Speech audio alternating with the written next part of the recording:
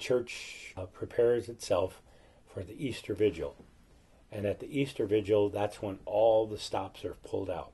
That's the most important celebration of the entire year. And on that night, a fire is blessed. A new fire is created, and a huge candle is lit to symbolize the risen Christ. The candle is carried into a dark church. Everybody in the congregation, their candles are lit from that one candle. And then the story of the resurrection is told, that on this holy night, in the middle of the night, this new light comes into the world when Jesus rises from the dead. And that's done with song. The scriptures are told. The story of creation, the story of the exodus of the Jewish people from slavery in Egypt, and then the prophets telling how a Messiah would come into the world. And all of this is taking place in a dark church.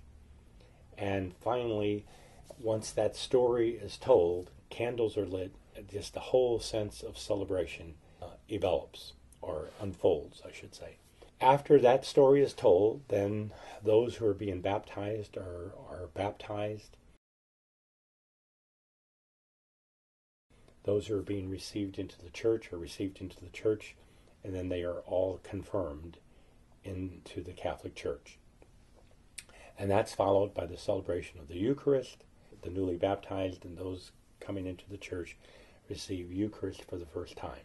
The story is told not just with words, but through ritual and tradition. And of course, Easter Sunday is celebrated with as much fanfare, music, or whatever stops can be pulled out, flowers, a sense of joy, a sense of hope for a world that needs a hopeful message and a joyful message. And so every year the church retells that story, and people go home with a sense that the world, as messy as it is, all the tension and turmoil of the world, that in the end God will make all things right. God will lead people into everlasting life.